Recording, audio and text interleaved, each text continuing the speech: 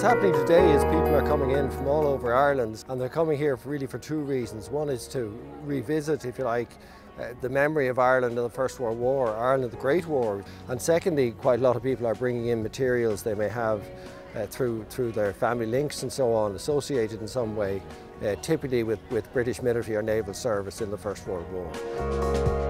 For a long time, of course, here in Ireland, Ireland's participation in the First World War was occluded. I think everybody is aware of that now, and over the last 10 years that has changed completely.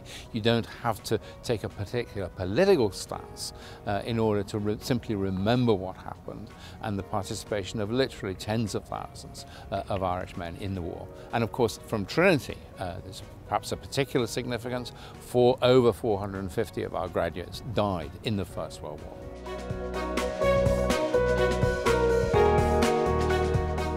So we're here in the Public Theatre in Trinity College Dublin, and we are welcoming hundreds of people who've brought in their family memorabilia and their stories to be recorded and digitised here in the course of this day as we approach the centenary of World War I. I came along today with my father, Frank Richardson, and we came to bring three pieces of information about my father's father, James Richardson, and his brother, John Richardson. We didn't have stories about what happened for these young men. We had gone and looked into the information, right? We had the story about where they fought, where they were injured, and those kind of the battles they were in, that kind of detail. We didn't have the kind of personal story. But actually, from talking to the young man who helped us, who took our information, it really helped us actually put a story together.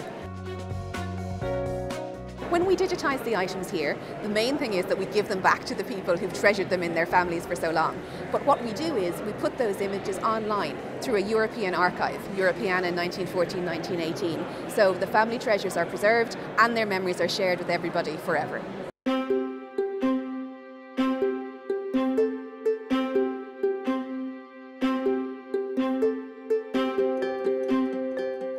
Trinity College Library has the fullest collection of the Irish produced posters, recruitment posters from the World War. They were presented to the library in 1919, and there's about 203 of them, and they have been the subject of study again and again over the period of time that they have been here. The recruitment posters were very successful, which is a good and a very bad thing.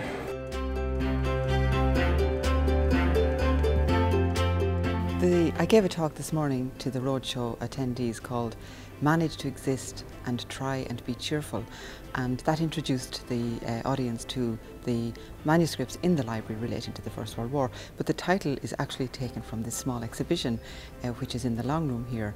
We have, for example, the dress medals of James Johnson Abraham. He was a very interesting person. He was a surgeon, he served in Serbia. He was also a literary figure. He wrote the origins, the novel that is the origins of TV programmes like ER and Grey's Anatomy. It's the first romance based in a hospital, and it was set in Stevens' hospital here in Dublin. If you think about 1914 and summer 1914, probably one of the images that comes to mind is people playing cricket, a sort of peaceful summer afternoon. And we think of that as a world which 100 years ago was destroyed forever.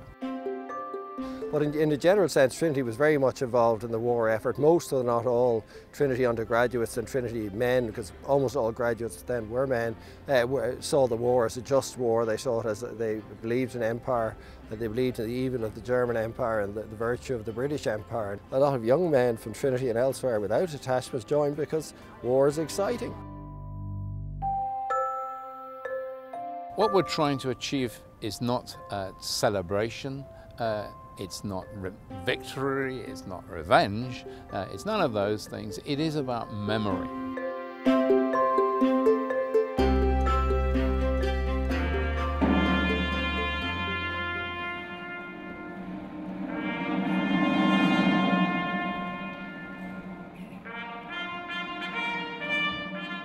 So it's quite important for people very often of a certain generation, because as you get older, I find myself, you become more and more interested in your parents and your grandparents and extended family and their pasts. And when you had the opportunity when you were younger to listen to your grandfather or your granny or whatever. Of course you didn't do so, and they're gone now. We don't have to ask for whom we're playing the last post. I think we just have to remember the dead who fall in conflict with Irish associations, not only Trinity associations, and whatever the cause and whatever the flag.